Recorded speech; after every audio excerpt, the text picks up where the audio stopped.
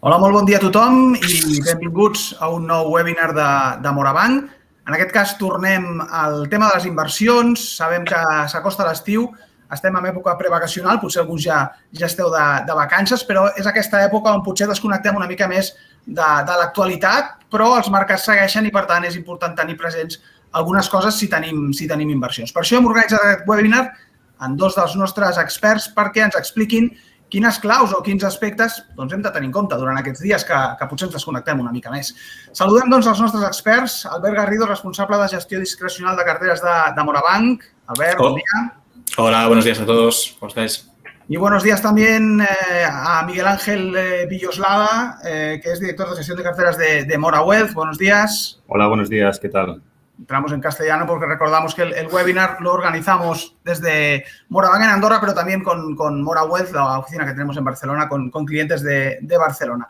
Comenzamos pues haciendo una retrospectiva a finales del 2020, un año que con la pandemia evidentemente nos preocupó mucho a nivel de mercados. No fue del todo mal, pero sí que las miradas las teníamos muy pendientes a 2021, a ver cómo evolucionaría, cómo sería este año siguiente, finalmente ha sido una continuación de la pandemia.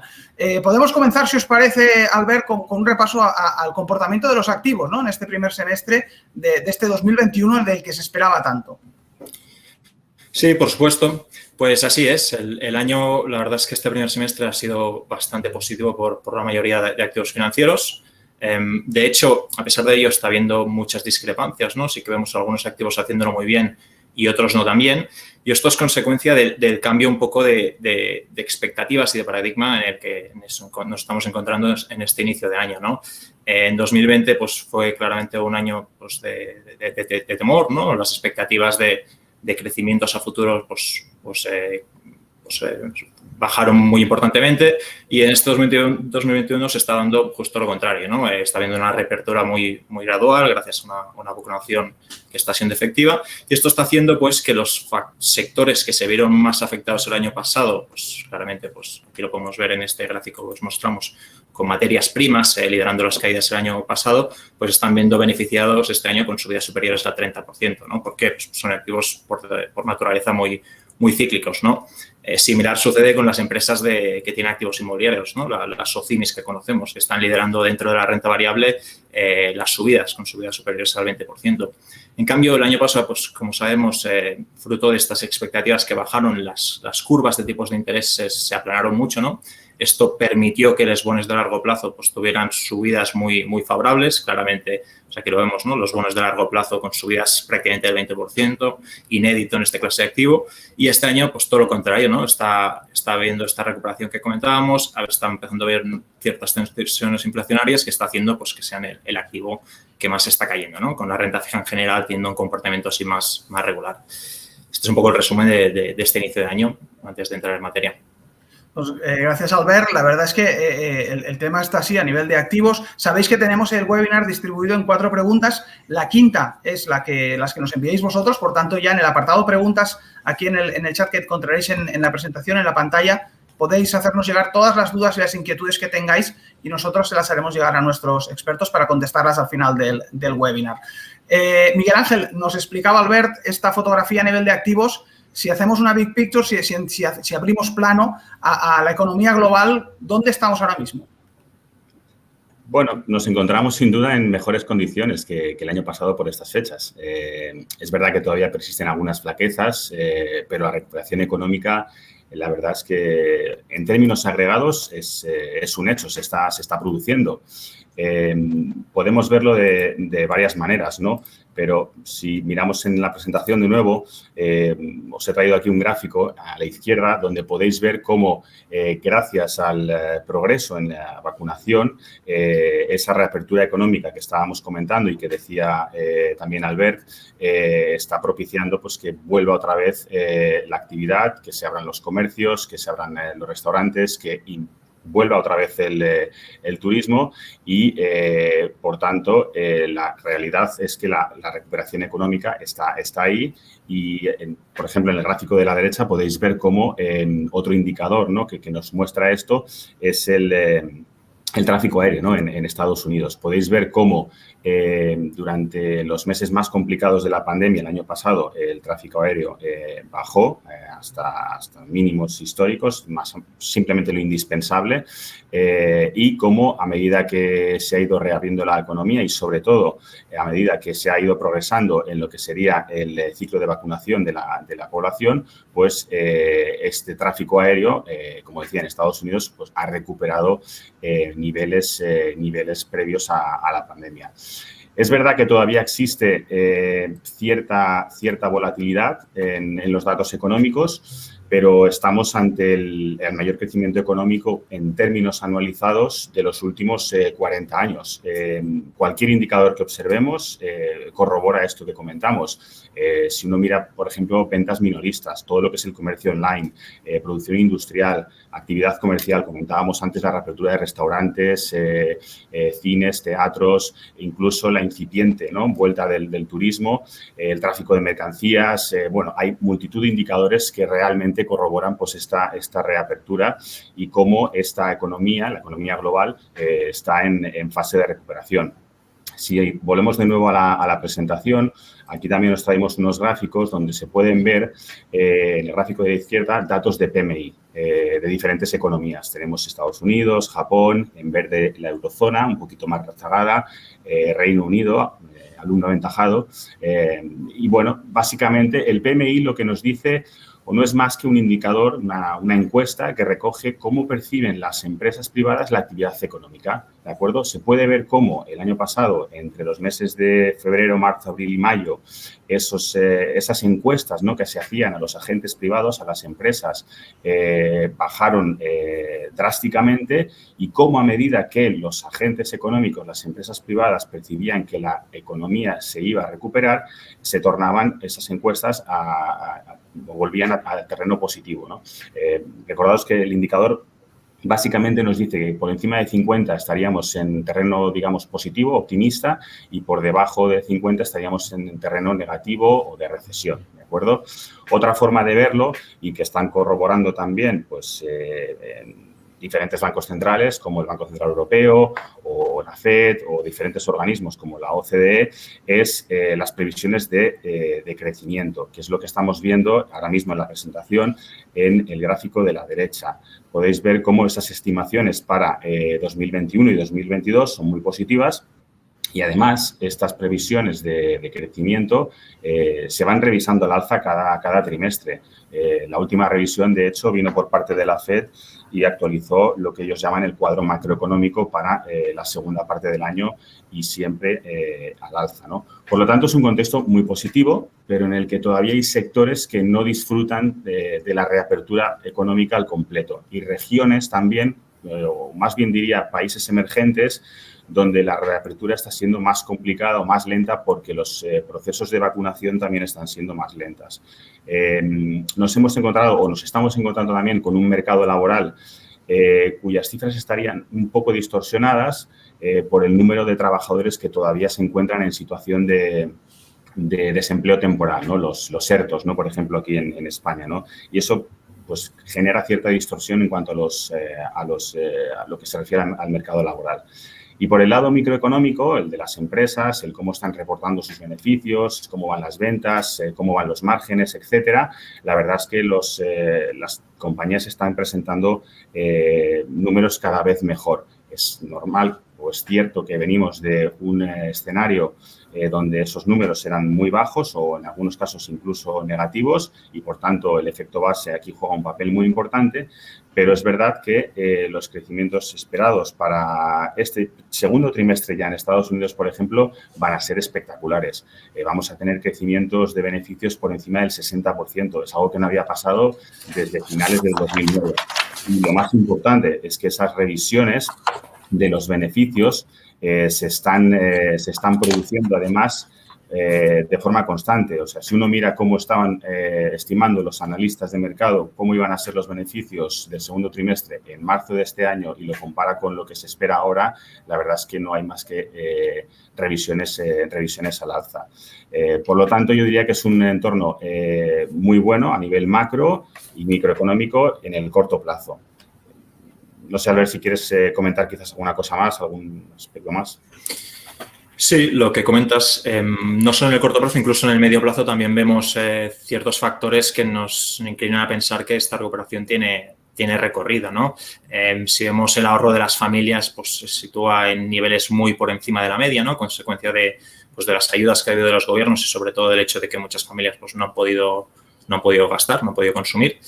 Y a ello se añade también el hecho de que las familias, tras la crisis de 2008, pues han estado persistentemente en los últimos años desendeudándose, ¿no? Por lo que parten de una situación bastante saneada que permite pues, vislumbrar que el consumo de estas seguirá siendo razonablemente fuerte. Y a ellos se está añadiendo también pues, el inminente inicio del plan de recuperación europeo y el muy posible plan de infraestructuras de Estados Unidos, ¿no? Que debería también a medio plazo pues, seguir soportando estos buenos datos económicos. Pues gracias, chicos. Albert, te quería plantear otra cosa, el tema de la inflación, que es un concepto que sale mucho en conversaciones de inversión estos días y la pregunta que teníamos marcada en el programa, ¿no? La inflación ha llegado para quedarse y en todo caso, que quizá a la gente es lo que más le interesa, ¿no? ¿Cómo puede afectar eso a las inversiones de las personas que nos están viendo? Sí, vamos por partes. En primer lugar, ver un poco el contexto del que venimos, ¿no? Aparece la crisis sanitaria, esto lleva un shock de demanda muy grande y muy evidente, ¿no? Hay un proceso de confinamiento que no permite, como comentábamos, pues gastar a las familias, ¿no? Este shock, al final, lo que provoca también es unas lecturas de inflación más bajas para el 2020 en relación a los que veníamos teniendo en los años anteriores, ¿no? Y le sigue también, pues como es lógico, un shock de oferta, ¿no? El hecho de que el tejido empresarial se resienta con cierres forzados, con falta de trabajadores, hace que la oferta mundial en general se reduzca, ¿no? Esto, por lo tanto, ¿qué está creando hoy? Hoy estamos viendo como la reapertura está haciendo que la demanda vuelva, ¿no? El consumo está volviendo, como nos comentaba Miguel, y, por lo tanto, está generando ciertas tensiones inflacionarias, puesto que parte de la oferta aún no se ha restablecido al 100%, ¿no? Esto lo podemos ver en el gráfico que os mostramos a continuación. Estamos viendo lecturas interanuales, ¿no? La cesta de precios de bienes y servicios pues está en niveles que no habíamos visto en 30 años, ¿no? Niveles superiores al 3%. Y si hacemos una lectura incluso intermensual, ¿no? Viendo cómo ha evolucionado esta cesta mes a mes, la lectura es incluso más relevante, ¿no? Con incrementos cercanos al 1% en un solo mes. Aquí destacar también que estamos hablando aquí de la cesta de productos de bienes y servicios menos volátil, ¿no? Aquí estamos eliminando los efectos más transitorios como son energía y alimentación y que si los tuviéramos en cuenta, pues estas lecturas de inflación incluso se acercarían al 5% en términos interanuales, ¿no? Por lo tanto, la inflación, de alguna forma, la tenemos aquí, ¿no? Lo que hace falta ver es la transitoriedad o no de esta, ¿no? Y aquí, pues, lo que al final tenemos tenemos dos fuerzas opuestas, ¿no? De un lado tenemos unas dinámicas claramente deflacionistas más de largo plazo, ¿no? Que hemos estado de alguna forma teniendo en países más desarrollados los últimos 30 años y esto no es más que la globalización, que de alguna forma básicamente abaratece constantemente los productos, la uberización de alguna forma, ¿no? Los Amazon, ¿no? Que hace más eficiente también toda la cadena de valor y al mismo tiempo el envejecimiento de las demografías de estos países más desarrollados, ¿no? Esto se muestra claramente en el gráfico que os estamos mostrando a la izquierda, ¿no? Donde las expectativas de inflación de las principales economías mundiales, pues como se observa y comentamos, los últimos 30 años han venido constantemente reculando, ¿no? La pregunta es, ¿tenemos un cambio de paradigma a raíz de estos incrementos o no, ¿no? Bueno, vemos, como comentamos, seguimos viendo como parte de estos fenómenos más deflacionarios siguen estando, pero algunos de ellos, como estamos comentando, pues la globalización se está empezando a poner en entredicho, ¿no? Sobre todo a raíz del COVID, que lo que ha demostrado es que las cadenas de suministro no siempre están ahí, ¿no? Está llevando pues, a ciertas empresas a replantearse si hay que deslocalizarse, ¿no? Y esto pues claramente es inflacionario. Pero no solo eso, también vemos otros aspectos pues, que nos hacen pensar que podríamos estar en un entorno de mayor inflación a futuro. El más evidente es el incremento desmesurado de la oferta monetaria, ¿no? Los principales bancos centrales, cuando termine pues, esta crisis o en los próximos meses, habrán prácticamente duplicado el balance de sus sus propios balances, ¿no? Es decir, los billetes en circulación se habrán cerca duplicado, ¿no? Esto en el pasado ha generado claramente inflación, no inmediatamente, ¿no? Pero en los años posteriores ha tenido una correlación muy evidente, ¿no? Y habrá que seguirlo de cerca, ¿no? Vemos otros aspectos como cambios bruscos de precio, pues ya habréis oído semiconductores, fletes marinos, madera, etcétera, que en el pasado, al menos en la década de los 70, pues fueron precedentes de una inflación a posteriori bastante elevada en Estados Unidos, ¿no? Estamos viendo condiciones muy laxas de financiación, ayudadas por las políticas monetarias, ¿no? Y los tipos tan bajos que tenemos, ¿no? Estamos viendo también en general un endeudamiento del que hablamos que es muy bajo, ¿no? Entonces, en definitiva, esto junto que también las materias primas que son básicas, ¿no? en los precios de los consumos y que están empezando a repuntar y pensamos que pueden seguir altas tras un periodo de infrainversión muy elevado en los últimos años, pues nos hacen prever que el contexto histórico en cierta medida ha cambiado, ¿no? Y nuestro trabajo no consiste tanto en predecir si habrá o no inflación y en qué nivel estará, sino que intentar estar cubiertos ante cualquier escenario, ¿no? Y para ello lo que tenemos que mirar al final es analizar los distintos activos y ver a los precios que estamos pagando que están descontando, ¿no? Nosotros lo que vemos en este análisis es que precisamente los activos que serían más vulnerables a procesos más inflacionarios son aquellos que en ningún caso están descontando inflación, ¿no? Es decir, que están más caros. El ejemplo evidente pues es la deuda, por ejemplo, americana, ¿no? A largo plazo. Pues la deuda americana a largo plazo a 30 años está a día de hoy por encima de lo que estaba a 3 años, a pesar de este cambio, estos aspectos que estamos comentando, ¿no? Un incremento de la inflación evidentemente sería muy dañino. Está pagando a día de hoy alrededor del 2% y inflaciones, lógicamente, por encima de este nivel, pues significarían pérdidas muy importantes de poder de compra, ¿no? Estamos viendo también cómo las compañías de carácter más especulativo, más crecimiento o más de moda, ¿no? Pues también están cotizando a ratios muy exigentes. Es ahí donde claramente estaríamos más infraponderados, ¿no? Para evitar este riesgo que está allí. Y, en cambio, pues sí que estaríamos más sobreponderados otros activos que son más resilientes o incluso se podrían beneficiar, ¿no? Pues empresas potencialmente energéticas o de materias primas, etcétera, etcétera. Así que, bueno, esto es un poco el resumen de lo que estamos viendo. O sea, Miguel Ángel, si quieres añadir alguna cosa. Sí, no, simplemente que es verdad que hay, bueno, es difícil, ¿no? Predecir cuál va a ser el escenario de inflación, ¿no? En el que nos vamos a encontrar en el medio y largo plazo.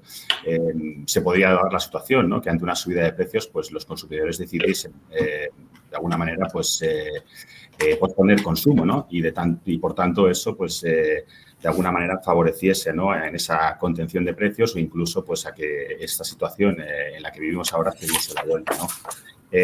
Yo lo que creo es que es probable que tengamos que acostumbrarnos a vivir en un escenario de precios superior al que hemos tenido en la última década, por las razones que comentaba muy bien Albert. Quizás no tengamos una inflación sostenida en los niveles actuales del 5% que veíamos en ese gráfico, pero sí que podemos encontrarnos ante un escenario de inflación del 2-3%, que ya es un punto, o en el caso de Europa, 2 puntos más de lo que veníamos viviendo, ¿no? En los últimos 10 años y, sobre todo, después de la crisis del 2008. En cualquier caso, hay un factor psicológico muy importante detrás o cuando se habla de la inflación y es bastante complicado, ¿no? Predecir en qué escenario nos vamos a encontrar. Pues, Miguel Ángel, seguimos contigo y era uno de los objetivos de este webinar, ¿no? Entramos en estos meses de estivales donde merecidamente, y quizá más que nunca este año, descansaremos un poquito, a lo mejor nos desconectaremos un poco. Y cómo vamos a posicionar nuestras carteras para estos próximos meses teniendo en cuenta todo esto que habéis explicado. Bueno, a ver, antes de todo, yo creo que lo más relevante es tener una buena estructura de cartera. Lo hemos dicho en el pasado, en otros webinars. Es muy importante una correcta asignación de riesgos y de activos y, sobre todo, evaluar cómo se van a comportar, ¿no? Esos activos ante diferentes escenarios, como comentaba antes Albert. Debemos tener en la cartera cierta armonía, de que esas piezas pues aporten algo al conjunto y que ese conjunto, ¿no? De valores o de activos pues tenga sentido, ¿no? Que no concentremos riesgos o demasiado riesgo en un activo porque pensemos que vaya a ser el activo estrella de ese año, ¿no? Porque el futuro es muy incierto y la verdad es que tiene esta mala costumbre, ¿no? de sorprendernos y sorprendernos negativamente, ¿no? Cuando se habla de inversiones. Con lo cual, yo creo que es muy importante afinar bien con el peso que asignamos a los diferentes activos, porque al final esa es la composición, ¿no? Es la composición, ¿no? la que marca las diferencias. Dicho esto, en términos generales, y si pasamos de nuevo a la presentación, aquí os presentamos el habitual mapamundi, ¿no? Con las diferentes regiones o clases de activos. Y, bueno, la verdad es que estamos en un contexto muy complejo donde las valoraciones son bastante exigentes. Lo comentaba antes Albert, con el ejemplo claro de la renta fija, pero también se da esa situación en la renta variable. Es cierto que la bolsa cotiza a unos ratios de valoración elevados, pero no más que la renta fija. Por lo tanto, como decía, es un contexto bastante complejo. En el caso de la renta fija, pues la verdad es que no tenemos los cupones tan interesantes que teníamos en el pasado en términos generales, y en esta clase de activo es donde nos tenemos que adentrar en segmentos de mayor riesgo. Al final, si queremos obtener algo de rentabilidad, está claro que en la renta fija o los bonos que emiten los países, sobre todo los países desarrollados, el caso más flagrante es el de Europa, pues no hay rentabilidad, con lo cual tenemos que irnos al segmento de la renta fija corporativa. Y aquí tenemos dos posibilidades: irnos a lo que sería investment grade, las compañías de mayor calidad crediticia, o alto rendimiento, ¿no? El high yield que dicen los anglosajones. Aquí tendríamos una visión positiva en investment grade en términos agregados, en términos generales, y neutra en lo que sería high yield, ¿de acuerdo? ¿Por qué? Porque es verdad que durante la pandemia muchas compañías que formaban parte del segmento de investment grade por la coyuntura perdieron esa calificación, esa buena calificación, y cayeron al segmento de high yield, y por tanto ahí podemos encontrar compañías con buenos modelos de negocio que de forma temporal pues están pasando, ¿no? por algunas dificultades, y que es previsible que en el medio y largo plazo puedan volver al segmento de investment grade. Cabría ser muy selectivo y de nuevo, tener muy claro en qué sectores queremos estar o cuáles queremos evitar, sobre todo para evitar sustos y compañías que al final no paguen los cupones y no nos devuelvan el principal, pero bueno, sí que es un segmento en el que podemos encontrar buenas oportunidades y donde precisamente nuestras carteras ahora mismo están sobreponderadas, sobre todo en la parte de investment grade. En la parte de renta variable estaríamos positivos tanto en países, en Estados Unidos como en Europa. En Europa, básicamente, por el tema de la recuperación, al final es una región con un sesgo bastante más cíclico y con un entorno de recuperación económica por la propia composición de los índices, pues vamos a tener quizás unas rentabilidades relativas superiores a las de otras zonas, como por ejemplo Estados Unidos, ¿no? Donde las valoraciones también son muy exigentes, pero quizás el sesgo de los índices no goce de esa ciclicidad que tienen, por ejemplo, las compañías europeas. No queremos olvidarnos de Estados Unidos, puesto que pensamos que en el medio y largo plazo, una vez sobre todo se normalicen las tasas de crecimiento de las diferentes economías, pues vamos a tener allí, en esa región, compañías dentro de los sectores tecnológicos, de comunicación, etcétera, compañías de crecimiento, ¿no? De buena calidad, sobre todo, que no habría que dejar de lado. Y por último, en Asia, aquí tendríamos un caso contrario al que teníamos en el caso de Europa y Estados Unidos, sobre todo. Estaríamos positivos en renta fija porque podemos encontrar países que están emitiendo deuda con cupones muy interesantes. Tenemos, por ejemplo, el caso de China, que está emitiendo bonos por encima del 3%. Y en el caso de la renta variable sí que estaríamos más neutrales que en comparación a países desarrollados, Europa, Estados Unidos principalmente, básicamente porque a pesar de que la historia de fondo, ¿no? La historia de crecimiento estructural, ¿no? Que viene disfrutando esta región sigue ahí y sigue siendo válida.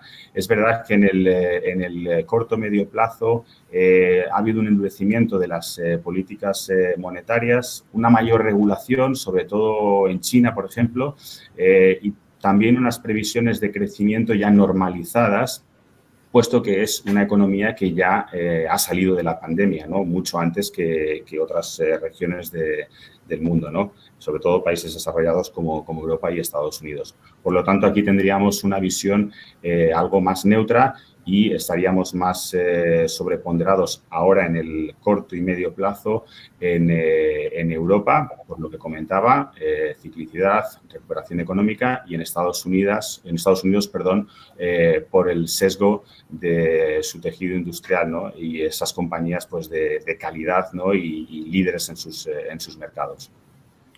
Pues con esto que nos ha explicado Miguel Ángel, sobre todo esto que nos contaba de renta fija, antes de entrar en la cuarta y última pregunta, antes de las vuestras, recordaros esto, que si tenéis alguna duda propia, la podéis enviar en el apartado preguntas y nosotros la trasladaremos después de la exposición a nuestros expertos, a Albert y a Miguel Ángel. Albert, con lo que nos explicaba Miguel Ángel, sobre todo lo que nos ha contado de renta fija, si tenemos un perfil conservador, ¿qué hacemos? Porque, bueno, me explicabas tú que estamos en un entorno en que la renta fija ni renta ni es fija. ¿Qué hacemos si tenemos este perfil más conservador? Así es, la renta fija no renta porque, bueno, ya lo sabemos en Europa especialmente qué están pagando los gobiernos, los principales gobiernos, ¿no? En general están en negativo y ahora lo repasaremos.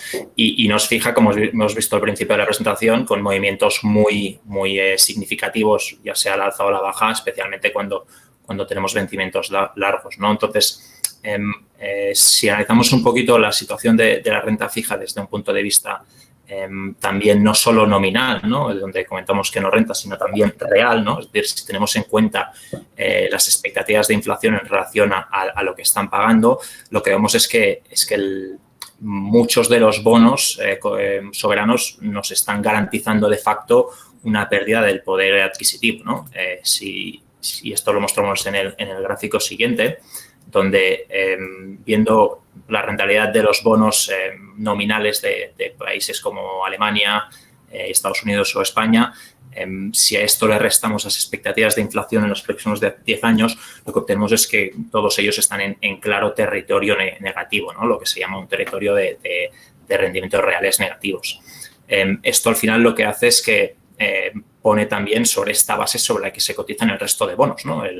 Los bonos corporativos al final cotizan con una diferencial respecto a los bonos gubernamentales y el problema es que, claro, si parten ya de una curva que, como estamos viendo, está muy baja, por mucho que paguen diferenciales interesantes, pues tampoco obtendremos rendimientos tanto absolutos como reales muy halagüeños, ¿no? Si vamos al siguiente gráfico, un poco es lo que intentamos mostrar aquí, ¿no? Aquí lo que estamos viendo es que los bonos corporativos, el diferencial que están pagando en relación a su historia, ¿no? Y en relación, pues como comentamos, a las curvas soberanas, están prácticamente en mínimos históricos, ¿no? Este es el caso claramente de investment grade, ¿vale? De los bonos corporativos de elevada calidad crediticia, que están pagando alrededor de 200 puntos básicos, un 2% superior a los bonos gubernamentales, por lo que si añadimos estos 200 puntos básicos a unos bonos nominales que en Europa están alrededor del 100% y del 0% y en Estados Unidos por encima del 1%, pues estamos muy cerca de estas expectativas de inflación, ¿no? Por lo que tampoco nos van a salvar o por muy poco de la pérdida de poder adquisitivo, ¿no? Y si miramos los bonos de alto rendimiento, pues similar, ¿no? Están pagando mínimos históricos de diferencial. En términos absolutos, como comentábamos, se apoyan sobre una curva muy baja, ¿no? Lo que, pues, en el caso de Estados Unidos, por ejemplo, los bonos de alto rendimiento, pues que, como sabéis, pues tienen un componente más especulativo, tienen un cierto riesgo de default, ¿no? De bancarrota, pues están pagando por debajo del 4%, ¿no? Entonces, ¿qué hacemos, ¿no? Ante esta situación? Bueno, aquí también nos traemos un activo que sí que nos gusta un poco más y que creemos y que ya ha comentado Miguel Ángel, ¿no? Que son los bonos de países emergentes. Miguel Ángel habla de China, no únicamente China, México, Brasil. Estos países, al tener bancos centrales que no están realizando unas compras tan importantes y que de alguna forma no están manipulando el precio de los tipos de interés más de largo plazo, están pagando diferenciales bastante interesantes, ¿no? Como vemos, la línea gris pues está más o menos en promedios históricos. Esto es importante recalcar que es un activo pues, que, como sabéis, a pesar de que estamos hablando aquí de deuda denominada en divisa fuerte, es decir, bonos emitidos en dólar o en euros, y que por lo tanto no hay riesgo de depreciación de divisa, sí que son bonos que tienen cierta volatilidad, ¿vale? Igual que lo tienen los bonos de renta, los bonos de high yield, ¿no? De alto rendimiento. Por lo tanto, la solución no es como los bonos más conservadores no pagan, me voy a bonos emergentes, pero sí que es un activo dentro de los riesgos y de cada perfil que sí que sobreponderaríamos, ¿no? Otras alternativas que tenemos para perfiles más conservadores, pues históricamente una cartera venía teniendo en promedio, a modo de ejemplo, un 40 o 50% en renta fija, pues claramente a día de hoy tendríamos un porcentaje más bajo en esta renta fija y lo complementaríamos con otros activos, ¿no? Activos como pueden ser alternativos, ¿no? Aquí, pues, el caso del oro, bajo nuestro punto de vista, puede tener un efecto similar al que comentaba Miguel, ¿no? Es un activo que, al caso de los bonos soberanos, ¿no? Que cuando hay curvas tiende a hacerlo bien, ¿no? Y por lo tanto nos permite que las carteras pues mantengan niveles de volatilidad más razonables, ¿no? Y cuando carga la parte de renta variable pues tenemos un contrapeso. El oro es un buen ejemplo ahí, por lo tanto tendríamos una cierta exposición porque no solo nos da este contrapeso, sino que también es un activo que nos cubre, ¿no? Del posible riesgo de inflación. Tiende a hacerlo bien en periodos de inflación y en periodos como el actual, donde los tipos reales, como veíamos, están claramente negativos. Y otros activos que también podríamos incorporar son pues, los fondos de rendimiento absoluto, que se llaman. Aquí, haciendo mucho énfasis en estrategias que sean muy comprensibles, que no sean cajas negras, y que tengan pues, un track record relevante, es decir, muchos años demostrando que la estrategia funciona, o incluso para perfiles un poco más sofisticados o donde la liquidez diaria no es tan importante, pues incluso nos plantearíamos fondos de préstamos privados, ¿vale? Que en general pues son flotantes, ¿no? Y por lo tanto no tiene este riesgo de duración. Este es un poco el resumen de lo que podríamos hacer. En ningún caso lo que haríamos sería claramente incrementar el riesgo porque las expectativas de retorno esperado a día de hoy de esta clase de activos son menores y en todo caso pues intentaríamos diversificarlo y asumir pues que las rentabilidades en esta clase de activo en concreto pues son un poco más bajas a futuro. Pues muy buena lectura y nos vamos antes de cerrar, a un par de preguntas que nos han llegado de las personas que nos están viendo. Silvia, la verdad es que nos hace una pregunta que normalmente en los webinars siempre la tenemos casi marcada y escrita, ¿eh? Y en este webinar sí que hemos hablado de algunos, pero quizá podamos sintetizar en una respuesta única en un futuro a medio plazo, a nivel de inversión, ¿cuáles serían los principales riesgos? Bueno, yo diría que, si te parece, Albert, la cojo yo, pero si quieres añadir algo después. Yo diría que los mayores riesgos son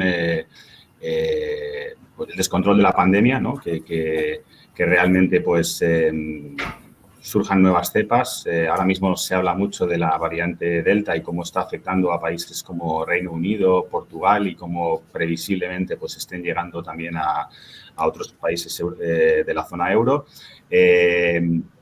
¿Por qué? Porque podría retrasar la reapertura económica. Para países como España, por ejemplo, que dependen tanto del turismo, eso serían muy malas noticias.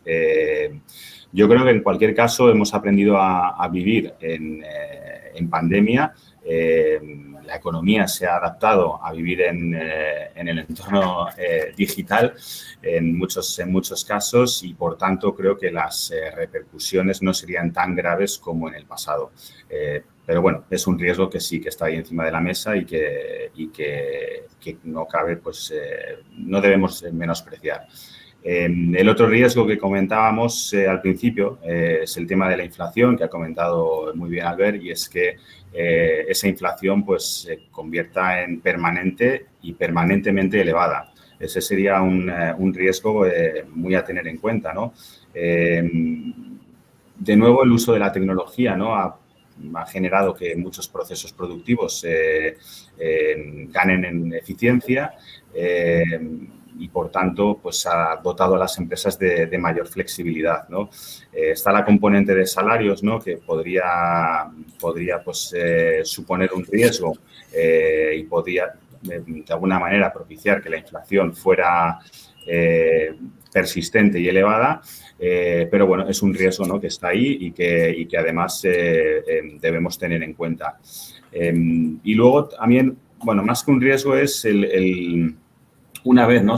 Nos comentábamos también, una vez se normalicen, ¿no? las tasas de crecimiento después de esta recuperación económica en la que estamos inmersos y se recupere, ¿no? Otra vez la demanda completo, bueno, ¿qué va a pasar, no? O sea, ahora estamos en una fase de crecimiento explosivo, como decía al principio, un crecimiento que no habíamos visto en los últimos 40 años y, bueno, hay que ver, ¿no? Cómo va a cambiar, pues, por ejemplo, las pautas de consumo, ¿no? de los consumidores.